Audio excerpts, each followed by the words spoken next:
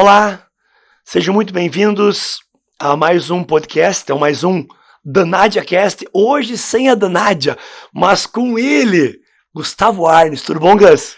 Salve, Dani. Tudo bem, tudo beleza. Querido, é um prazer inenarrável ter você aqui. Uma alegria. Sabe que você é um amigo que eu conheci aqui em Curitiba, mas a gente já sabe que essa relação vem de muito antes. É aquela relação que você olha pra pessoa, cara, eu conheço esse cara de algum lugar. Verdade. Boa, né? Verdade. Uma alegria estar aqui. Agradeço demais o convite, uma honra. Sou fã do DaniCast, DaNádiaCast. DaNádiaCast. Demais. Inclusive o Gus perguntou no carro, e a Nádia vai estar lá? Eu falei, não, ela tá na Índia. Hã? Como assim? Ia ser demais o trio. Ia. Nádia, deve uma pra gente, hein? Vamos fazer uma nós três daí, né? Fechado. O próximo. Então, combinado. Antes de começar, Gus, eu queria agradecer Maiara, obrigado pela canequinha do DaNádiaCast ou do DaniCast. Personalizou o produto, então a gente sempre tem que agradecer aos patrocinadores. Quero agradecer também a Medless por estar aqui ajudando a gente com todo o aparato, a Mente Ronin pelo todo o conhecimento e os livros e a educação continuada que a gente tem com o nosso mentor Akbar. Agradecer também ao Estúdio Pau, do qual eu sou um dos proprietários e que de alguma forma me patrocina para estar aqui. E a todos aqueles que queiram entrar e ajudar a gente, sejam muito bem-vindos nessa empreitada. E, como eu acabei de dizer e te apresentar, eu tô com um dos caras talvez mais fantásticos, depois do Akbar, que eu conheço, que é Gustavo Arnes, que simplesmente é o idealizador do Congresso Internacional de Felicidade. Um cara que começa a falar de um tema, há um bom tempo atrás, sobre felicidade, num momento onde a humanidade há tempo se bate quanto às suas questões existenciais, ao que fazer da vida, ao reclamar, ao brigar, ao contestar. E é um cara que veio trazer uma luz, uma visão diferente para o mundo. Porque eu já participei como palestrante e já participei como ouvinte do congresso. É uma das coisas mais espetaculares que existe. Então eu quero te perguntar, Gus, que ideia foi essa? Quando surgiu essa ideia? Maravilha. Dani, agradeço aí o carinho, né? As palavras. Você é um amigo muito especial, muito querido, que eu também tive o privilégio aí de encontrar ou reencontrar aqui nessa nossa caminhada.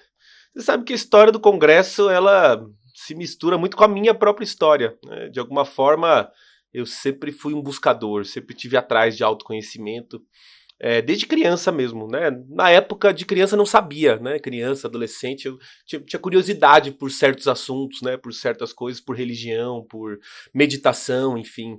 E com o tempo eu pude, de alguma forma, ir encaminhando esses meus estudos na área de autodesenvolvimento. Sempre gostei de eventos, gostei de palestras.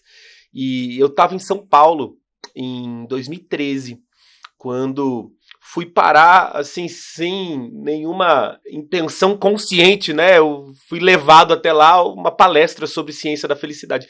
Na verdade, eu estava, assim, num evento, né? Chamava HSM, né? Um evento grande que fala sobre business, tem uma feira. Eu, na época, trabalhava num curso preparatório para concurso público, então a gente estava lá com uma equipe da empresa. E era, assim, acho que segundo, terceiro dia, final do dia, eu já estava bem cansado até, assim, do dia, né? O evento era intenso e nos intervalos a gente tinha bastante reunião, enfim.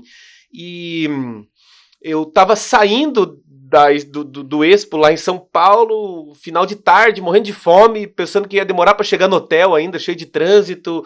E aí eu vi num alto-falante, assim, que eles estavam oferecendo um coffee break lá do outro lado. Eu falei, vou até lá comer alguma coisa, né? Depois eu saio. Então eu fui atrás de comida, na verdade, né? E enquanto eu tava lá no coffee break, né? Que também é felicidade, vamos dizer assim, né? Sim. Então eu tava lá no coffee break e quando eles abriram as portas de um auditório lá, que eu nem tinha ingresso pra assistir aquela palestra, né? Mas era a última palestra, na hora que eles abriram a porta e falaram, gente, vocês estão todos convidados, quem quiser assistir aqui. E era um auditório com ingresso tão caro que eu falei assim, vou lá ver o que é isso, né? Porque custa tão caro, deve ser coisa boa. Aí entrei lá e fui parar numa palestra do professor Tal Ben-Shahar, um cara lá de Harvard, que estava falando sobre uma tal de uma ciência da felicidade, que eu nunca tinha ouvido falar também. Então foi assim que eu conheci o tema. E sabe que sentado lá, né, eu lembro muito bem, assim, ele começou a palestra com um slide com algumas perguntas, né? Ele estava perguntando assim, o que te inspira? O que faz brilhar seu olho, que aquece seu coração? O que te dá força, sabe? Quando você está se sentindo assim para baixo, o que é que te levanta?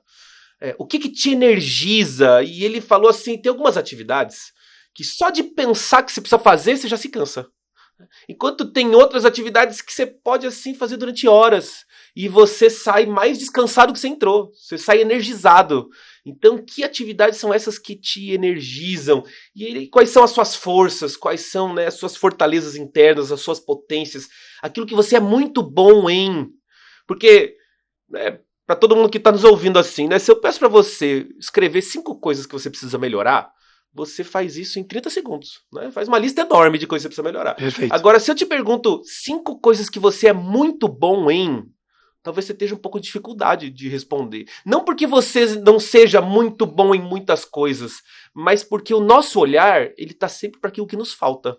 A gente não tem um olhar treinado e acostumado a olhar para essas nossas fortalezas, nossas potências, aquilo que somos bons, aquilo que gostamos de fazer. Então, o convite da ciência da felicidade é um equilíbrio de olhar. Não é varrer os problemas para debaixo do tapete, mas é olhar também para aquilo que já está dando certo, para o lado positivo da vida humana, para a nossa luz, não apenas para a nossa sombra. Então, eu saí de lá olhando para essa ciência como um novo possível caminho de autoconhecimento. Porque, via de regra, né, na psicologia tradicional, o caminho de autoconhecimento ele é bastante doloroso. Né? E não que ele, e não que não seja importante, é muito importante olhar para os nossos traumas, para os nossos condicionamentos, para a nossa história. Mas é preciso, eu sinto, equilibrar um pouco esse olhar, olhando também para esse lado positivo. Essa também é uma via de autodesenvolvimento. Então aquilo para mim realmente assim abriu a minha cabeça naquele momento sobre novas possibilidades de construção. Foi como se várias peças de um quebra-cabeça assim, daquilo que eu procurava se encaixassem na minha vida. Né? Eu lembro que eu saí de lá muito mais energizado do que eu entrei e prestando atenção nisso, comprei um livro, fui pro hotel, passei parte da madrugada lendo. No dia seguinte, no café da manhã, eu tava com as pessoas da minha empresa falando sobre felicidade, tava todo assim, Gustavo, pelo amor de Deus, onde é que você tava, né? O que houve? O que você tá falando? De onde você tá vendo essas ideias, né? E você sabe que a partir daí, assim, eu realmente fui mergulhando no tema, no que eu achava, né? Porque o tema era muito incipiente aqui no Brasil. De psicologia positiva se falava muito pouco, então, né, achei uns livros, achei umas aulas no YouTube, e assim eu fui levando também para a minha vida pessoal esse aprendizado e sentindo uma transformação, né? Sentindo que eu estava realmente encontrando mais bem-estar, encontrando mais satisfação na minha vida, na minha paternidade, no meu relacionamento com a minha esposa, no meu trabalho, enfim. E era 2015, mais ou menos, né? Acho que aí uns 2 anos e meio depois dessa experiência, quando eu estava pensando assim, puxa, como é que um tema tão importante, né, tão desconhecido aqui no Brasil, como é que ele poderia chegar, né, mais nas pessoas? E foi aí que veio a ideia de fazer um evento e trazer a felicidade como um possível caminho de autoconhecimento. O primeiro ano do Congresso Internacional de Felicidade aconteceu em 2016. Foi um evento inteiro beneficente, né? Toda a organização participou de maneira voluntária, né? Um grupo de cofundadores que se envolveu no evento. A gente doou na época todo o lucro. Eu não imaginava que minha vida fosse se encaminhar para esse lado, né? Eu tinha meu trabalho nesse curso preparatório para concurso público, era diretor de ensino à distância, enfim. Realmente o que aconteceu na sequência foi algo que nasceu também junto com aquele primeiro ano do Congresso de Felicidade. Nossa, Gus, muito, muito, muito interessante. Até para entender um pouco essa tua jornada.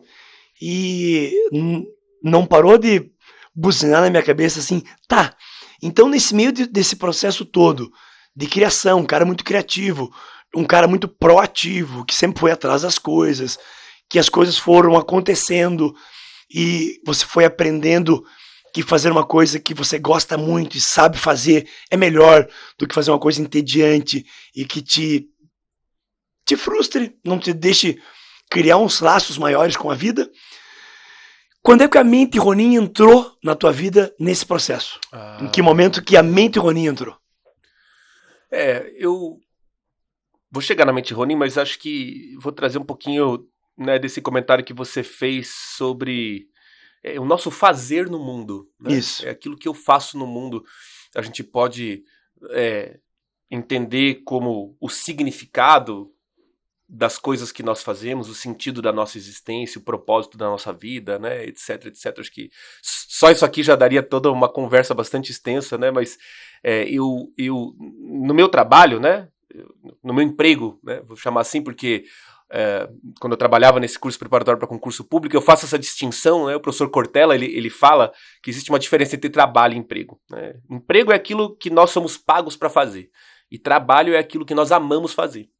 Então tem gente que tem a sorte de encontrar na sua vida um emprego que se ajusta ao seu trabalho. E a pessoa acaba sendo paga para fazer aquilo que ama. Mas nem sempre isso é possível, né? Sim. Porque a nossa sociedade privilegia certos talentos, porque certas habilidades não são tão bem remuneradas quanto outras. Então quando a gente pensa, né, de maneira assim madura nesse nosso propósito, fazer no mundo, muitas vezes a gente entende que um emprego ele é necessário para que a gente possa realizar o nosso trabalho. Então eu preciso dedicar algumas horas, talvez, a algo que não seja aquilo exatamente que eu ame fazer, mas que me possibilita fazer aquilo que eu amo. É uma forma madura da gente poder encarar as coisas, porque Perfeito. muitas vezes a gente se perde nessa conversa, né, de propósito, de fazer aquilo que ama. E eu, quando conto essa história do congresso, eu conto também com bastante cuidado, porque é uma história, né? Eu posso contar ela de maneira engraçada, de maneira difícil, com forma de superação, como um mar de rosas, né? Porque todas essas são nuances reais dessa história, né? Mas no fundo, um trabalho é um trabalho, né? O fato é que, quando eu trabalhava no curso preparatório para concurso público, eu gostava do que eu fazia, né? Eu conseguia bater as minhas metas, encontrei algum sucesso na minha vida, né? Tinha casado, um apartamento, carro, viagem, enfim. E hoje eu encontro muitos profissionais, né, nessa situação. Não é que eles não gostam do que eles fazem, mas não existe uma conexão mais profunda com esse fazer, que é algo que eu tive o privilégio de encontrar fazendo o congresso, né?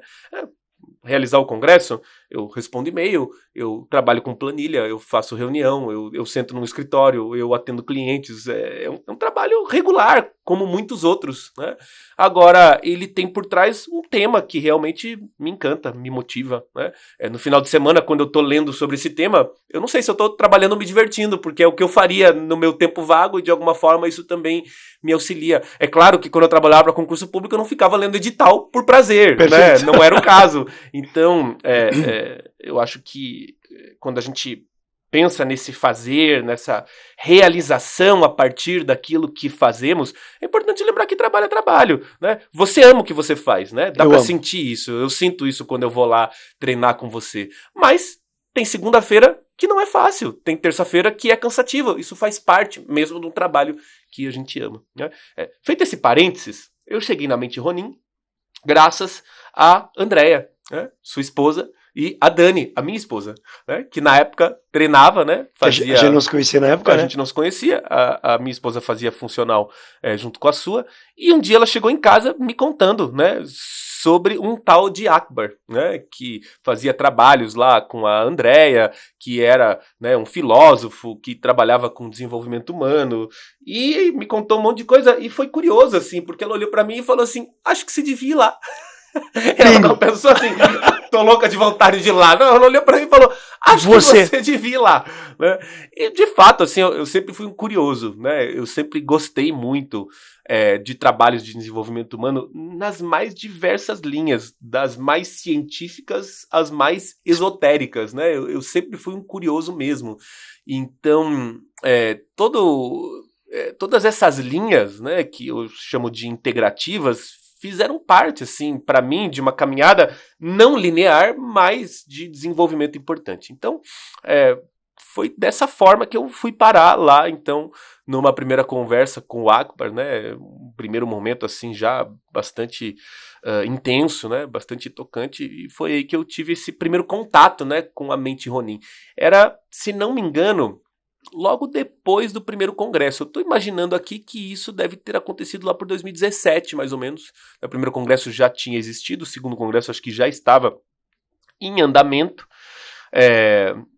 E realmente assim foi um encontro que mudou minha vida mesmo, né? Na época, a Mente Ronin em si ainda não existia, né? Isso Ela mesmo. veio a existir posteriormente, então eu estava lá, né, quando do início dessa criação, né? O segundo congresso, assim, também, nessa caminhada, ele quase não aconteceu, né? Porque, veja, a gente juntou um grupo, né, para realizar um evento onde eu tinha a intenção de trazer e mostrar e apresentar para as pessoas esse tema da felicidade e do bem-estar. Mas eu fiz isso ocupando noites, madrugadas, finais de semana, né? Era um trabalho voluntário meu e de toda uma equipe que se disponibilizou a fazer esse trabalho, e foi bastante cansativo, né? Foi um evento, primeiro evento maravilhoso, né? Assim, uma sensação de realização muito profunda, né?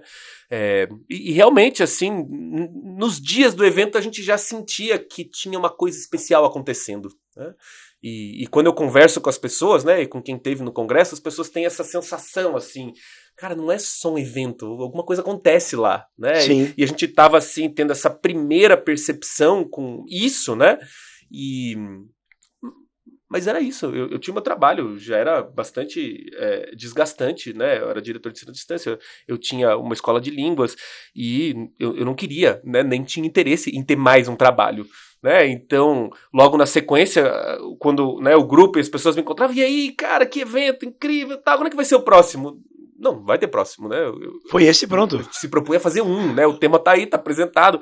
Cada um que vá fazer a sua jornada, né? Espero que agora, né, outros eventos venham, porque grandes eventos também eram sempre assim, São Paulo, Rio de Janeiro, Brasília, e eu sempre gostei de eventos, eu tava sempre tendo que viajar para esse tipo, né, de congresso holístico, integrativo, saúde, física quântica, espiritualidade, tudo que eu gostava de filosofia, tudo que eu gostava de assistir na época. Tinha que viajar, São Paulo, as coisas são caras, mais a viagem e tal. E eu imaginava assim, se aqui em Curitiba a gente encher um auditório, essas pessoas que fazem evento vão perceber que aqui tem público. É como se fosse o mercado de shows internacionais. Sabe? Tipo, vamos aqui organizar um show do Guns N' Roses lá na Pedreira e os produtores vão ver, nossa, Curitiba tem público, vamos levar mais show pra lá. Porque o que eu queria era assistir eventos. Né? Perfeito. Curiosamente, eu nunca mais consegui assistir um evento direito, né? Depois que eu fiz o primeiro, nunca mais. Esse meu objetivo, ele foi embora, né? Nem o congresso eu consigo... Tem tanta coisa acontecendo que nem o congresso eu consigo sentar lá e assistir, né? Assisto depois das gravações, enfim. Mas... então, começou a ter esse movimento assim, vamos fazer o próximo. Eu falei, não, foi muito cansativo, foi muito desgastante, tá feito e tal. Então, depois das pessoas que participaram, começou a vir uma onda de pessoas que conheciam alguém que participou. E chegavam pra mim nas redes sociais, me conheciam, né, me encontravam, falavam, pô, meu primo foi lá no congresso, cara, ele falou maravilhas, quando é que vai ser o próximo? Eu quero ir e tal. Eu falo assim, não vai ter próximo, né? Foi, pô, não, você, sabe, tem que fazer e coisa e tal. E um dia eu tava lá no meu trabalho, né, no curso lá, e... chegou uma pessoa lá, me procurando, um senhor, imaginei que fosse um aluno. Quando eu cheguei lá, ele olhou pra mim e falou, você que organizou aquele evento de felicidade, não foi? Falei, fui eu, né, meio surpreso, assim, porque eu não conhecia, não sei como é que ele me achou lá. Minha esposa esteve lá. E eu quero dizer que o teu evento mudou a vida da minha família, porque minha esposa é outra pessoa, ela é outra mãe, ela é outra esposa, né? A relação familiar mudou, a gente tá vivendo numa harmonia diferente, então eu quero saber quando é que vai ser o próximo, para já me preparar, porque eu vou levar meus filhos, vou levar meu cunhado, vou levar meus irmãos, vou levar minha família inteira. Eu olhei pra ele e falei assim, não vai ter outro. E eu lembro até hoje, o cara, ele não conseguiu entender, ele não conseguiu, como assim, realmente, falou, não, porque você tem que fazer, porque não tem condições, porque não, eu preciso ir, porque eu preciso levar minha esposa, levar minha família. E eu saí de lá nesse dia pensando assim, vai me dar um câncer esse negócio. Porque tem toda uma energia aqui, assim, pra acontecer, e eu tô aqui, assim, dizendo, não, esse negócio vai me dar uma doença, eu vou ter que fazer esse segundo evento. Então, esse dia eu fui pra casa e comecei a pensar assim, vamos ter que fazer um segundo evento, como é que a gente vai fazer isso, né? E aí, em organizando o segundo, eu também já entendi que tinha algo realmente acontecendo, que teria um terceiro, né? E aí a coisa começou a realmente, assim, se organizar para um futuro mesmo, né? Mas quase não teve. Porque tem muita coisa envolvida, né, Gus? Muita coisa. A gente, para estar aqui, precisa deixar coisas de lado para acontecer. Você teve que deixar a tua esposa, a tua filha, um tempo sem a tua presença para você estar se dedicando às outras pessoas. Isso é pesado, né? E isso foi durante um período de tempo, né? Porque durante o segundo ano, ainda, né, eu mantive meu trabalho, não sabia o que ia acontecer com o Congresso, né? Minha filha já tinha nascido, também não tinha como tomar, assim, uma atitude muito drástica, né? E largar tudo, enfim, precisava ser um passo, assim, consciente, né? E foi mais um ano.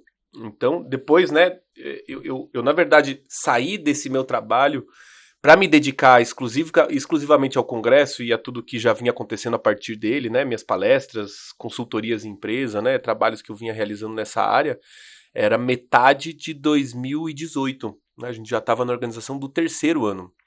E até lá eu abri mão realmente de bastante coisa. Uma das coisas das práticas físicas, né? Eu estava trabalhando muito madrugada, eu acordava cedo para estar cedo no meu trabalho regular e, e realmente eu comecei a desenvolver alguns problemas que se tornaram crônicos depois, né? Inclusive de insônia, né? Foi muito tempo depois que eu consegui regular o meu sono, porque mesmo muito cansado, eu deitava na cama meia-noite e eu não conseguia dormir. Porque eu tava muito tempo assim, na frente do computador, até 1h30, 2 da manhã. Eu, quando ia dormir, realmente assim, tava esgotado. Né? E depois, quando eu tentava deitar mais cedo, eu não conseguia, porque eu tinha criado esse hábito, né? Esse mecanismo, esse condicionamento, que foi difícil de fazer o meu corpo depois se livrar. E eu tive que tratar, né? Uma lombalgia durante mais de um ano, né? Você acompanhou bastante esse meu processo, né? Depois da lombalgia eu tive, né, outras questões de saúde físicas que foi bastante tempo mesmo para recuperar, né? Então isso veio também assim de um insight importante que eu tive depois de um trabalho de uma meditação assim bastante profunda, né? Que eu fiz pode se chamar um retiro, né? Apesar de ter sido assim de curta duração. Num final de semana, que quando eu voltei para casa, eu tava assim, fazia um tempo já para tomar essa decisão, né? Se eu realmente saía do meu emprego para poder me dedicar ao Congresso, mas todas as questões financeiras, né, que estavam envolvidas nessa transição, enfim. E eu cheguei em casa depois desse retiro, assim, eu passei uma noite, assim, boa parte da noite no final de semana também sem conseguir dormir, pensando que eu tava vivendo uma mentira. Porque eu Olha que tava, né, interessante. me dedicando a falar de felicidade, a construção de um evento de felicidade, e não que eu não estivesse feliz, mas eu não estava cuidando bem de diversas esferas do meu bem-estar, do físico, do mental, do emocional, do relacional. Né? Entendo hoje que um projeto novo, né, grande como ele nasceu, ele necessitava de uma dedicação, né, específica, né? Que eu não tinha as condições financeiras para largar o que eu fazia e ter essa dedicação. Então, durante um período de tempo, eu tive mesmo que manter um esforço profissional maior, né, para poder fazer essa transição. Hoje eu consigo entender bem essa dinâmica, né? Mas na época, claro, quando você está vivendo aquilo não tá tão claro, né? E naquela noite eu falei, eu preciso tomar uma decisão, eu preciso viver algo que seja verdadeiro, né? Que foi quando, então, eu resolvi realmente, né, sair do meu trabalho regular e me dedicar ao Congresso e a tudo que advinha dele. Foi um salto no vazio. Foi um salto no vazio. Não, eu não diria que foi um salto completamente no vazio, porque já tinha algo que estava acontecendo. Uhum. Mas realmente, assim, né, foi uma decisão bastante complexa de se tomar, né? Você sair. E muitas pessoas, né, que se dedicam, não precisa ser necessariamente algo na linha de autoconhecimento, né? Mas a pessoa que sai de um trabalho fixo, né, para empreender, um profissional liberal, enfim, né, conhece bem essa jornada, né? Transições profissionais estão acontecendo também o tempo todo, né? O tempo todo. Mas realmente é um salto no vazio mesmo. Cara, muito. Eu tava olhando aqui, tô vendo a equipe trabalhar, a equipe fazendo assim com a cabeça, porque realmente tudo que você viveu é o que as pessoas vivem.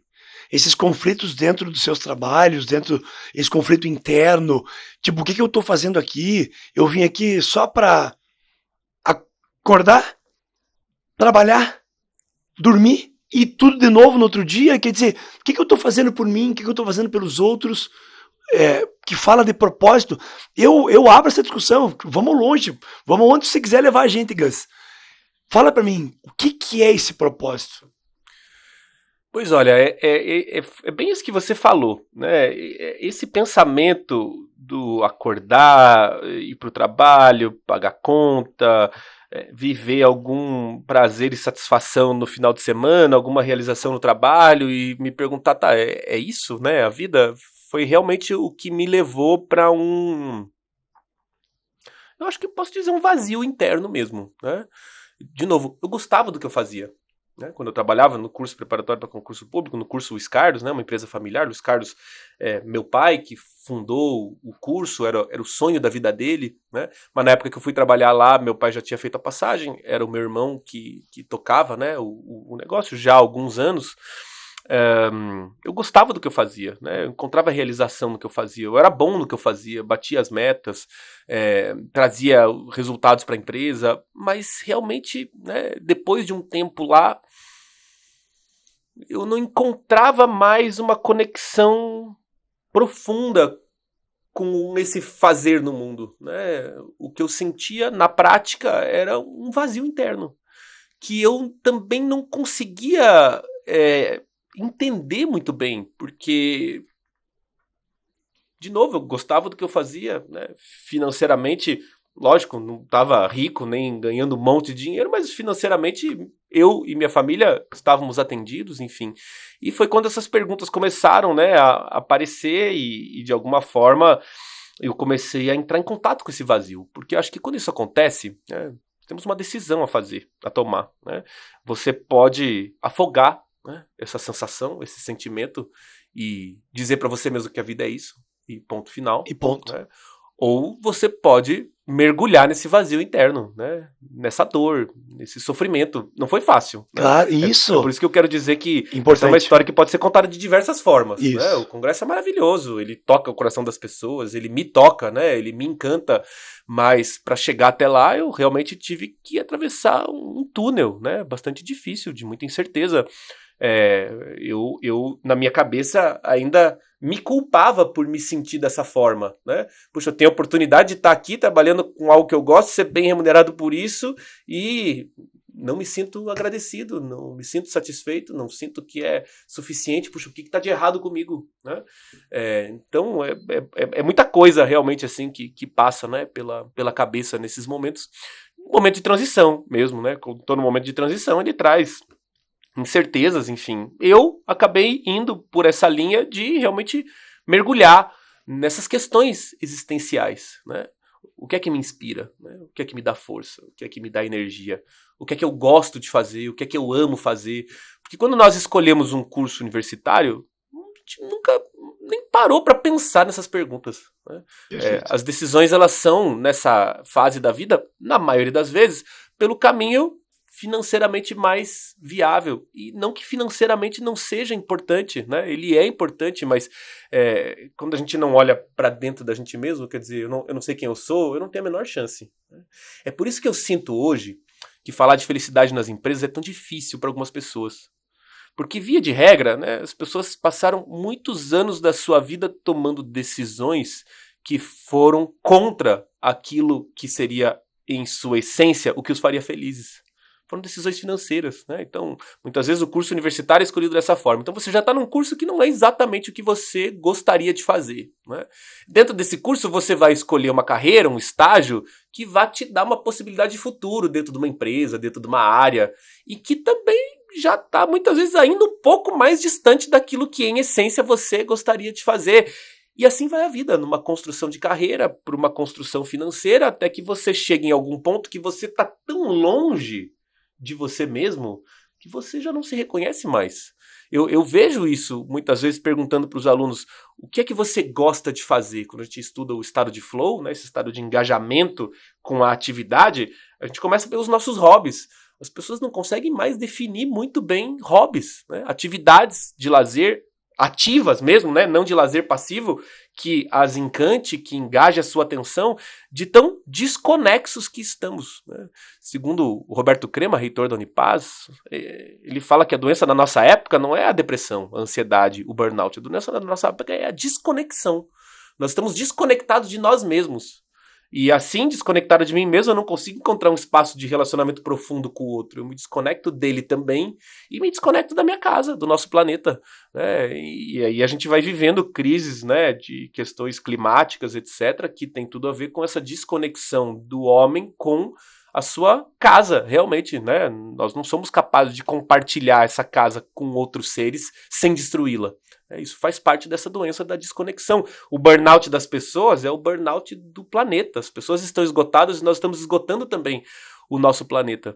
E de alguma forma, né, toda essa conversa de propósito passa por isso, porque se eu não sei nem o que é que eu gosto de fazer, como é que a gente vai falar de propósito?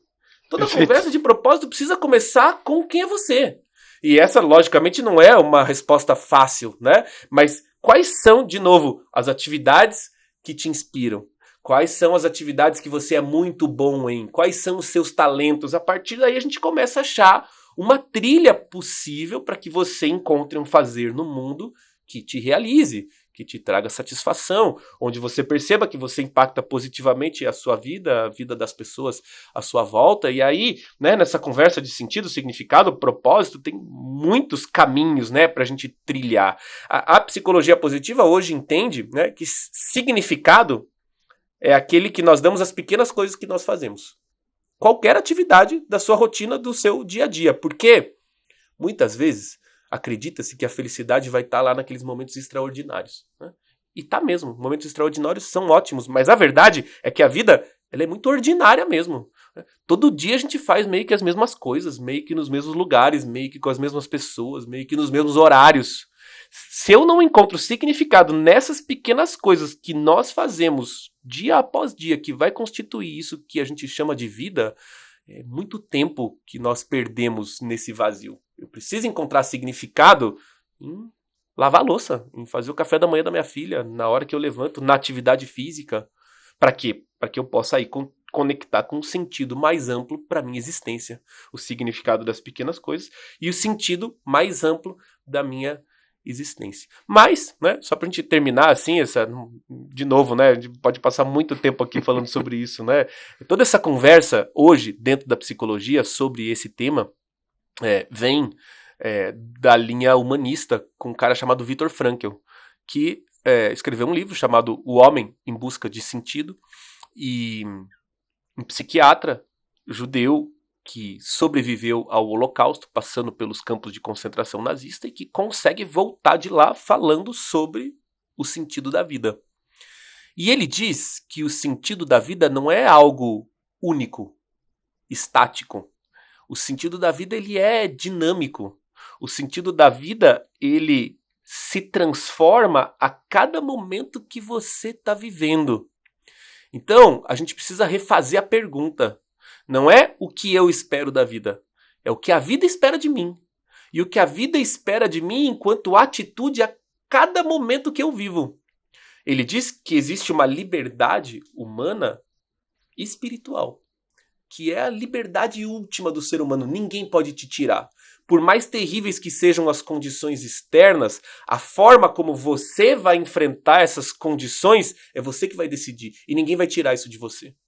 Então, ele, né, que teve talvez uma das piores experiências humanas da história, Concordo. Né, pode falar com propriedade, realmente. Né? E ele fala sobre prisioneiros, né, judeus como ele, que recebiam algum poder dentro de campo de concentração e se tornavam pior que os guardas. Enquanto guardas alemães nazistas, muitas vezes, arriscavam a vida repetidas vezes para, de alguma forma, melhorar o sofrimento das pessoas que estavam lá dentro.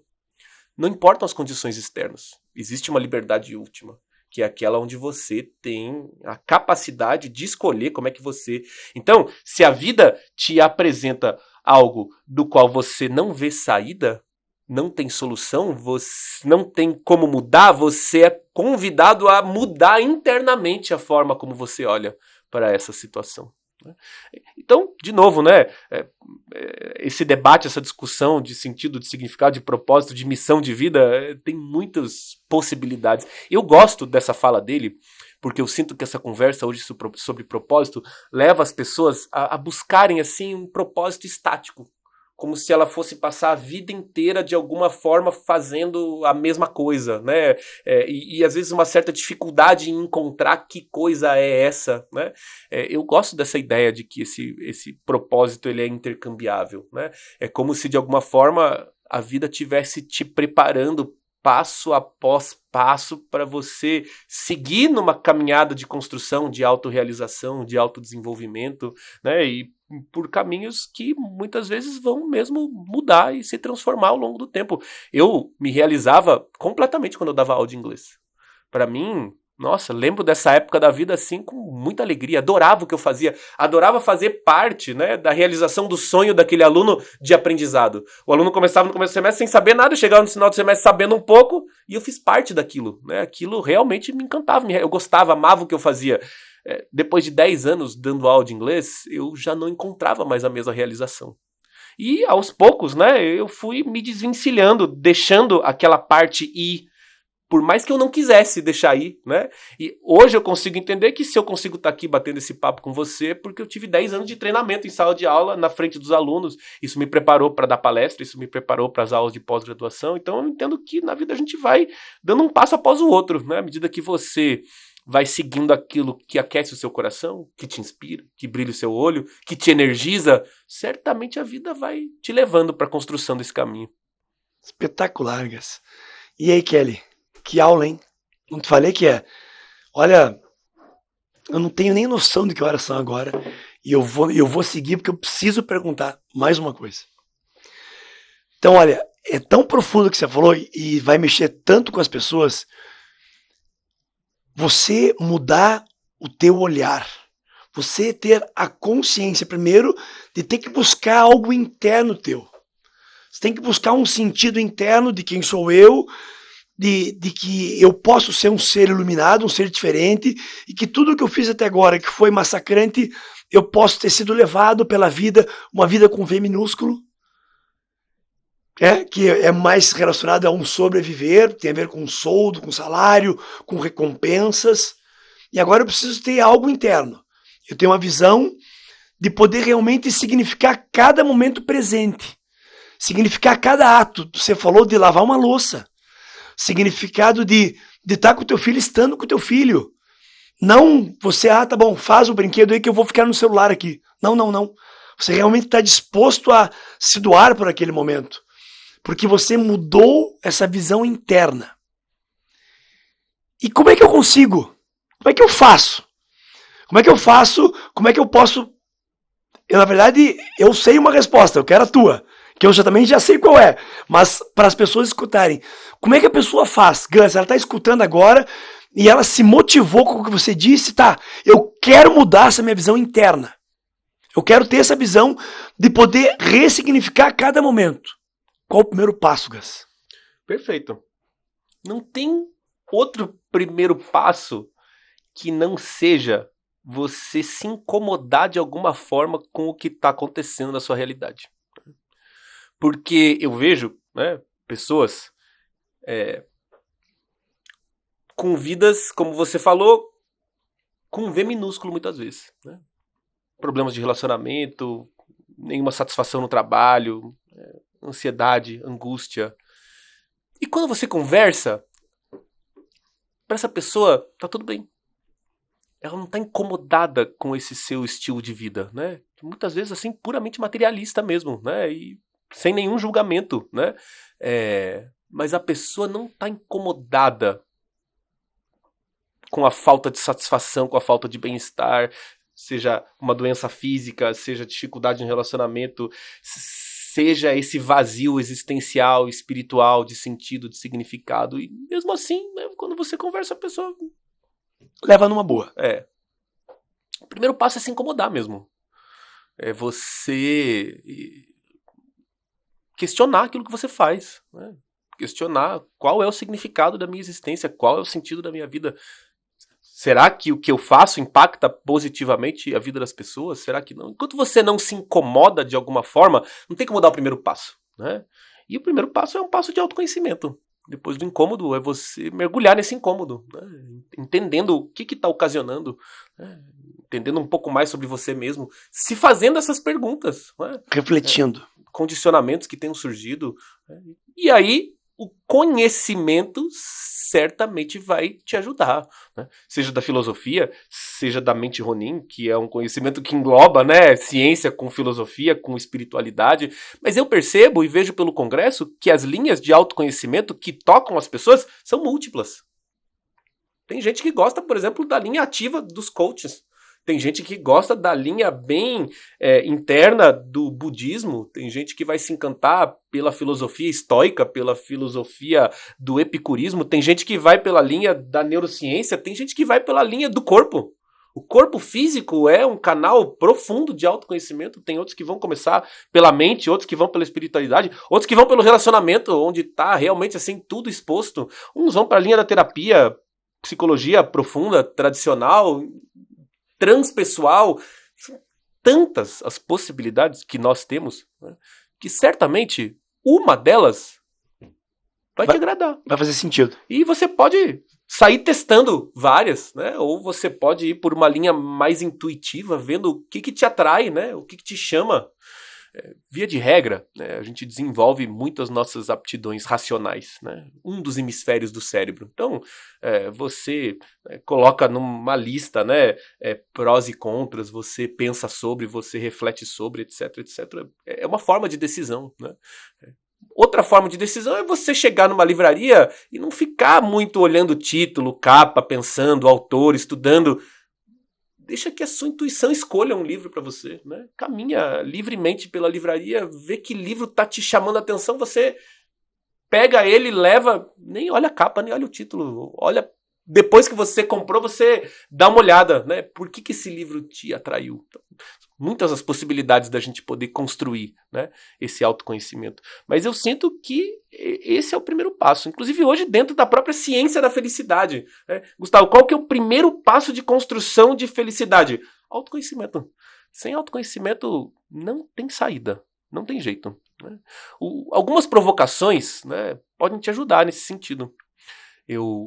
Já que a gente citou ele, né, o Viktor Frankl, ele é muito religioso, né? O trabalho todo dele é sobre espiritualidade, é sobre um sentido mais profundo para a sua vida, para a sua existência, né? A tradução judaica não acredita na reencarnação, né? Então, esse sentido mais profundo para essa vida é para essa vida e, claro, para além, mas entendendo essa como a possibilidade final de encarnação aqui nesse mundo, depois é outra conversa, né? E ele dá um exemplo interessante. Ele fala assim, imagina que surgiu aí uma doença e que nós vamos precisar testar uma vacina em macacos. O macaco que está sendo picado por aquelas agulhas, ele não consegue compreender o porquê que ele precisa passar por esse sofrimento. Porque o racional, o mental do macaco não consegue adentrar a esfera humana. A esfera humana está para além daquilo que o macaco é capaz de compreender. E aí ele pergunta, será que essa esfera humana é a última que existe? Será que não poderia existir uma próxima esfera? Uma que seja inadentrável pela nossa capacidade humana e que nós só vamos compreender em algum outro plano, em algum outro momento? Você pode acreditar nisso ou não, mas você não pode negar que essa seja uma possibilidade. Perfeito. É possível. Totalmente. Como é que a gente faz para escapar da possibilidade única que nos apresenta o materialismo científico, né? Que tudo é matéria, que essa é a existência e que depois disso não existe mais nada. Essa crença, né, puramente materialista, ela te fecha as possibilidades de um autoconhecimento, de um mergulho mais profundo em si mesmo, né? À medida que nós vamos abrindo, né, expandindo o benefício da dúvida, será que isso aqui é mesmo tudo que existe? Aí a gente começa a abrir uma brecha realmente, para outras percepções. Mas eu quero te ouvir sobre isso também. Então, eu estava pensando nisso agora. Isso que você acabou de falar, a gente pode trazer para a vida da gente. O benefício da dúvida te abre caminhos. Você olhar para tua vida e dizer, cara, não pode ser só isso aqui. É você duvidar que, cara, eu tô aqui nesse meio de produção, eu pego o parafusinho, eu parafuso aqui, eu termino aqui e faço aqui, que é o nosso dia. Acordo, trabalho, dou um beijo na esposa, um beijo na filha e volto a dormir. E final de semana tem momentos fugazes de prazer, que é legal, ok? Mas, cara, é só isso. Então, essa dúvida traz uma abertura muito grande de possibilidade de autoconhecimento, de você realmente entender a si mesmo, entender esse processo interno. Tudo que aconteceu na tua vida até agora foi para formar você em várias coisas. Então, eu adorei ouvir você falar o quanto você é grato por tudo que aconteceu com você. Seja o que houve de bom ou de ruim. Então você aceita as coisas. Aceitei meu passado. E agora entendo que tenho questionamentos para ter um futuro melhor. Buscando uma felicidade, algo que para muita gente parece... eu já tenho felicidade. E realmente você disse, a pessoa que não se questiona, para ela isso aqui é o normal. E tá bom, e ok.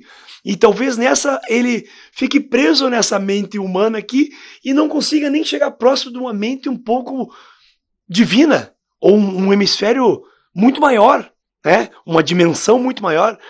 Eu acho isso fantástico. E a gente tem, acredito que você compartilha com essa ideia minha, a gente tem alguns seres humanos que foram além. Um Buda, um Jesus Cristo, um Maomé, um Lao Tse, um Platão, um Aristóteles, pessoas que conseguiram dar um passo além, que conseguiram entrar num hemisfério diferente e dizer, opa. Então a gente já teve prova de que alguns humanos já passaram ou foram para um hemisfério diferente e trouxeram uma mensagem de paz e ajuda mútua ao outro. Por isso que eu acho que o que você faz é muito importante. Muito mais importante, talvez, do que você próprio imagine. Por isso que eu gosto de enaltecer o Congresso e a tua mente, as tuas ideias, que conseguiram materializar isso, porque isso é um passo em caminho ao divino. É um passo a caminho de uma mente muito mais ampla. De uma mente que não se pensa só em si. Você tem que começar por você. Mas você está aqui por um motivo muito maior. Você está aqui para escutar a pessoa que está do teu lado. Ou, às vezes só escutar um queixume do outro com os ouvidos realmente abertos e de coração aberto já é o suficiente para aquela pessoa. Você não precisa nem às vezes dar um conselho. A pessoa escuta você e você coloca a mão no ombro dela e diz, cara, eu tô aqui com você. Pronto. O Akbar fala muito, né? Estar aqui com a pessoa. Eu estou aqui com você. Não se preocupe, você não está sozinho. Eu estava ontem preparando uma aula que eu vou dar amanhã e que eu vou abordar um pouco do tema da comunicação não violenta, que é um livro chamado Comunicação Não Violenta, de um cara chamado Marshall Rosenberg, que eu recomendo fortemente, porque realmente, assim, transforma a nossa linguagem. Quando a gente transforma a nossa linguagem, a gente transforma a nossa forma de ver o mundo. Né? E ele tem um capítulo todo em que ele fala sobre empatia. E ele fala sobre a nossa incapacidade de sermos empáticos, porque nós não sabemos o que é empatia. E nós confundimos com um monte de outras coisas. Né? E ele fala assim, ser empático é estar lá.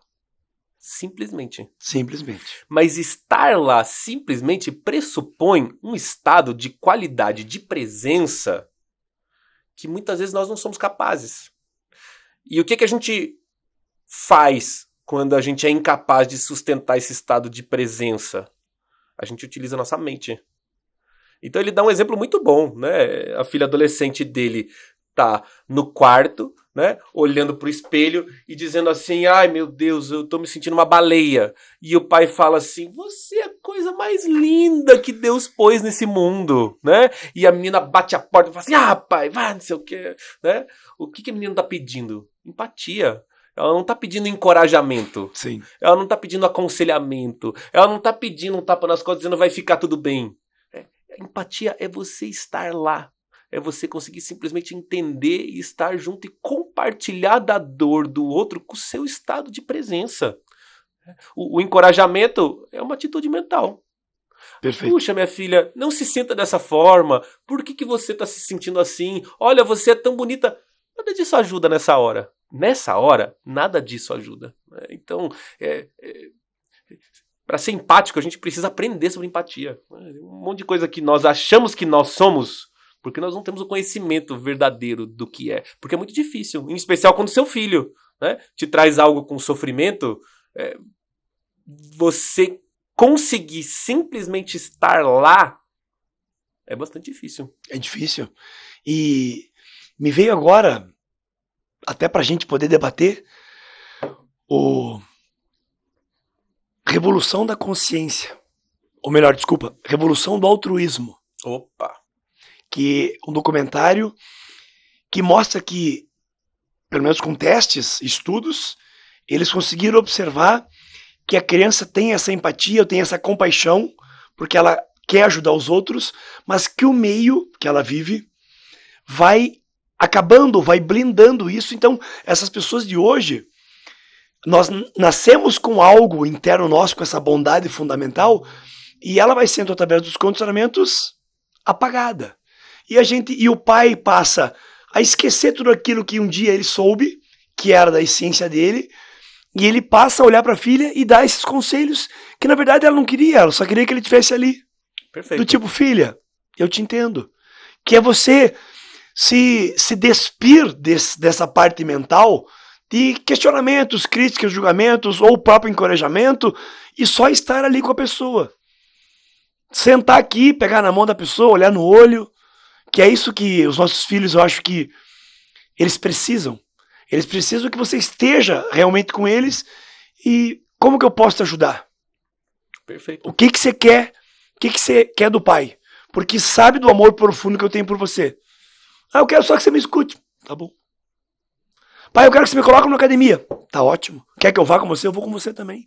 Porque nós, como pai, você sabe que a gente faz. Então, que é esse amor, né? Que é você voltar nessa essência que um dia foi nossa. Que o próprio budismo fala dessa bondade fundamental, né? Que como fundamento do ser humano, ela tá ali. O próprio Akbar fala, sempre quando ele começou o trabalho comigo, ele dizia assim, cara, você é muito bom. E a minha mãe sempre dizia isso também, cara, você tem um coração gigante. E por acreditar no que minha mãe falava, e acreditar mais ainda no que o Akbar falou, eu voltei a enxergar isso.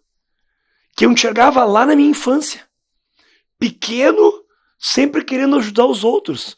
E essa experiência que eles fazem, ele mostra que é até uma experiência muito legal de um cara que está numa sala com um filho de 1 ano e meio, 2 anos, dentro da sala com o pai, e a pessoa chega e cai uma caneta no chão e ela finge que não consegue juntar.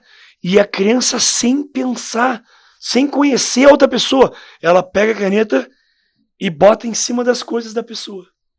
Então, a criança, por si só, já quer ajudar. Eu vejo isso muito na minha filha. É impressionante. Eu nunca falei para ela de querer ajudar um mendigo. Ela me vê fazendo isso e acho que é dela. Ela chega, pai, a gente não pode comprar algo para aquela pessoa que está ali fora pedindo comida? Eu falei, podemos. Vamos lá comprar. Eu vou lá e compro e ela faz a questão de ela querer dar. Eu falei, como você se sente, filha? Ela, me sinto bem. É o sentir-se bem em querer ajudar. Ela fala, pai, um dia eu queria conversar com eles. Eu falei, então a gente pode conversar. E a gente, como pai, né, já vem na cabeça, pá, mas será que ela é pequenininha, pode querer conversar e vai sempre ter, ou pode ter alguém que não seja bem intencionado. Então, como pais, eu não tenho que proibir ela de fazer isso, mas eu tenho que estar ali para protegê-la. Porque eu não sei do outro. Só isso. Mas também não posso esperar só o mal do outro. Porque dentro daquele ser humano existe uma centelha divina de bondade. É isso mesmo, Gus? Certamente, né? Puxa, tanta coisa, né? Esse livro, A Revolução do Altruísmo, do Batier Ricard, é maravilhoso mesmo, né? E essa vontade genuína, né, das crianças de participarem e ajudarem. Crianças pequenas adoram lavar louça. Isso Depois mesmo. que elas vão crescendo, elas não gostam mais. Por quê? Porque o tempo todo tem um pai e uma mãe. Tem que lavar assim, tem que fazer assado, cuidado com esse outro. Não Muito é bom. desse jeito. Se deixar a criança em paz, que diferença vai fazer o prato um pouquinho sujo, né? Mas Tudo o bem. fato é que os pais, muitas vezes, né? E eu me coloco nessa posição também, fui reconhecer isso tempos depois, muitas vezes querendo ajudar, mas sem saber exatamente como. a gente acaba atrapalhando esse desenvolvimento, né? Paternidade, maternidade também tem estudos importantes, né? E aqui acho que é importante dizer, né? Porque a gente estava falando de empatia, eu dei esse exemplo, né? Do livro, e você deu um ótimo exemplo da sua mãe, né? O que a sua mãe estava vendo você, realmente vendo você e te encorajando. E isso é muito importante, né? Então aqui, é claro que nesse exemplo específico, o que a menina queria naquela hora não era encorajamento, era empatia. Isso. O que não quer dizer que os pais não precisem encorajar, devem, né? Quanto mais o pai e a mãe forem capazes de verdadeiramente ver o seu filho e a sua filha, eles vão ser capazes de dizer algo que tem esse impacto que teve em você. Você lembra disso pro resto da sua vida. Sempre. Por quê? Porque não era um elogio barato, abstrato. Ele era algo que a sua mãe realmente conseguia ver de você, da sua essência. Né? E só consegue ver o outro quem é capaz de ver a si mesmo. Perfeito.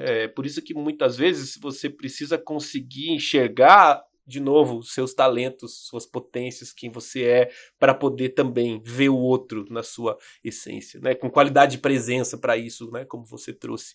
Tem estudos da neurociência que mostram. O estudo é bem simples, eles pegaram 2 grupos de pessoas, deram lá $50 pro grupo A, $50 pro grupo B. Grupo A vai lá e compra uma coisa para você, o que você quiser, para você mesmo. Grupo B, você vai lá, você vai comprar alguma coisa para alguém e você vai dar de presente para essa pessoa isso que você comprou. E depois eles ficaram mensurando a atividade cerebral na área, né, do cérebro que traz essa percepção de bem-estar. E o que eles perceberam é que o estímulo no cérebro para aquele que compra algo para alguém é 3 vezes mais intenso e 3 vezes mais duradouro do que aqueles que compraram algo para si mesmo. Ou seja, é como se nós fôssemos mecanicamente projetados para sermos generosos e bondosos. E isso encerra a discussão se o homem é essencialmente bom ou mal. O homem é essencialmente bom. O que nos leva a perceber que, claro, o debate filosófico é importante, mas a verdade é que o budismo já tinha a resposta há 5.000 anos. E aí, pra gente ir encerrando aqui, né, tem um pesquisador na neurociência chamado Richard Davidson. Né, ele é um cara muito importante em toda essa história da ciência da felicidade, porque foi ele o primeiro neurocientista que, depois de umas décadas de estudo do cérebro humano, afirmou que a felicidade é uma habilidade. Isso é uma habilidade, quer dizer que pode ser aprendida, praticada, desenvolvida. Não é algo que simplesmente acontece sem eu ter controle nenhum e chega e vai embora e é totalmente subjetivo, é diferente para mim e para você. Não. Felicidade é uma habilidade. Isso é uma habilidade, assim como aprender um novo esporte, aprender um novo ofício, aprender a mexer com equipamentos eletrônicos, tudo isso são habilidades que você desenvolve quando você dedica tempo, esforço, paciência, né? E assim, né, nós temos aí uma ciência, né, nossa ciência de ponta, né, dentro da psicologia, o que tem de mais novo é a psicologia positiva, dentro da ciência, a neurociência, as questões genéticas, epigenéticas, todas olhando para essa questão da felicidade. E uma determinada altura do campeonato lá, o Dalai Lama liberou alguns dos seus monges para participarem dos estudos que o Richard Davidson estava conduzindo. Entre eles, o Mathieu Ricard, autor do livro do Revolução do Altruísmo. Qual era o estudo que o Richard Davidson estava fazendo? Quando a tecnologia permitiu mapear a atividade na área do cérebro responsável pela sensação de bem-estar, ele começou a trazer pessoas para estudos e dar para elas notícias verdadeiras, notícias boas ou ruins que tinham impacto, e ele mensurava a atividade nessa área do cérebro. Ele foi, né, deixando o estudo cada vez mais complexo, envolvendo marido, esposa, chefe, filho, filha, médicos. Para quê? Para conseguir dar realmente notícias bem impactantes para essas pessoas e poder mensurar a atividade nessa área. Então, às vezes ele chamava a pessoa lá, começava a mensurar e era uma notícia neutra. Às vezes era uma notícia ruim, às vezes era uma notícia boa, ou seja, você era chamado e você nunca sabia exatamente o que ia acontecer, então você estava num estado neutro. Assim ele conseguiu pegar pedidos de casamento, ele conseguiu pegar resultados de teste de gravidez, ele conseguiu pegar grandes realizações profissionais, mudanças financeiras, mudanças de país, e assim mensurando, né, a atividade no campo, né, que traz essa percepção de bem-estar. O Mathieu Ricard sentou lá no estudo, conectou os eletrodos, fechou os olhos, entrou em meditação. Em 10 minutos, essa máquina estava marcando um pico de bem-estar que nenhum outro homem conseguiu alcançar. Por isso que o Mathieu Ricard ficou conhecido como o homem mais feliz do mundo, né? Saiu nas capas das revistas, roupa de monge, aqueles eletrodos na cabeça e tal, o homem mais feliz do mundo. Ele, na sua humildade, né, quando perguntado, ele fala, não, eu sou o homem mais feliz entre aqueles que foram parte do estudo. Não sei se eu sou o homem mais feliz do mundo ou não. É só tem muita gente mesmo, né? Pra amostra, conseguir, né, ser humilde ainda dessa forma, né? O que o budismo fala sobre felicidade? Que a felicidade é um estado da mente, alcançável através de determinadas práticas de exercício. E aí a gente tem, né, o que a gente tem de mais moderno na ciência, na tecnologia, comprovando o que o budismo fala há 5.000 anos. Né? E aí eu estava, durante a pandemia, assistindo um evento chamado The Wisdom of Emotions, a sabedoria das emoções. Estava participando o Richard Davidson, estava participando o Mathieu Ricard, teve uma fala do próprio Dalai Lama, Daniel Goleman, da inteligência emocional. Tava assim. Só fera, só cara. Um troço astronômico mesmo, né? Gratuito. Tá? Acho que se você procurar o Wisdom of Emotion, você até hoje você acha algumas palestras aí disponíveis. O que o Dalai Lama tava falando lá? Que ele tá muito feliz. Que a ciência ocidental tá finalmente assim começando a engatinhar na compreensão da mente. Engatinhar! Muito bom. Deixa qualquer cientista doido, né? Você tem um monge falando uma coisa dessa, né? Tipo, isso eu já sei faz tempo, cara. Como é que a gente vai dizer outra coisa, né? Se o que a gente tem de mais moderno comprova o que eles estão falando há tanto tempo. Muito tempo. É um estado da mente. Independe de qualquer coisa que esteja acontecendo no seu externo. É um estado da mente única e simplesmente é isso. Você regula a sua capacidade de ser feliz. Né? Isso é maravilhoso. Né? Isso vai de encontro ao que a psicologia positiva fala, né? Sobre autorresponsabilidade. E é claro, é sempre importante dizer isso. Né? O cuidado com o excesso da autorresponsabilização do indivíduo, né? Que pode levar... dono de uma empresa oferecer aí condições precarizadas de trabalho e dizer pro trabalhador que você não tá feliz, a culpa é dele. Né? É tua responsabilidade. Claro que não, né? É claro que não. É por isso que a gente tem que tomar cuidado com o excesso da autorresponsabilização. Né? A depressão não é culpa do indivíduo, porque nós vivemos em sociedade. Né? E nesse enquadramento social, as nossas escolhas são limitadas. Tem pessoas que têm mais escolha, mais liberdade de escolha do que outras. Tem pessoas que não têm nenhuma liberdade de escolha alimentar. E é claro que isso se torna um obstáculo ao desenvolvimento do bem-estar físico. Não é um obstáculo para a felicidade, 100% intransponível. Né? Mas é claro que quando a gente cria as condições mais favoráveis para esse florescimento, nós temos muito mais chance de satisfação, de bem-estar, né? De felicidade. Uau! Olha, Gus, vontade que eu tenho de ficar falando com você manhã, à tarde, à noite. Passar aqui uns 7 dias... Só tomando água a gente sobreviveria, mas é demais. Eu só tenho que te agradecer. Eu não quero tomar teu tempo, eu sei que você tem uma reunião agora. E foi bárbaro, incrível. E eu só tenho uma coisa para te dizer. Eu tô muito feliz. Que bom. Trabalho para isso. Tô muito feliz só de estar em contato com você. Querido, eu agradeço. Uma honra. Um prazer. Muito obrigado por ter vindo. Me empolgo com o tema, né? Se você me deixar, fico aqui falando sem parar, mas que bom, que alegria poder estar aqui, a gente poder bater esse papo. Conte comigo, tamo junto. Então, Nádia, na próxima, você tem que estar aqui, hein, bonitona? Não esquece disso, não esquece. E, recados finais, se você gostou, curta, compartilhe, passe para os seus amigos. Eu tô lendo aqui porque eu não lembro muito disso, tá, gente? Se inscreva no canal, ok? Essa é a se parte inscreva mais no canal, importante, clica gente. ali. Se você gostou do conteúdo, né, você precisa ajudar a produção desse conteúdo. Como é que você ajuda? É super fácil. Curte aí o vídeo, manda pros seus amigos, manda o link. Tem um amigo seu que precisa ouvir essa conversa?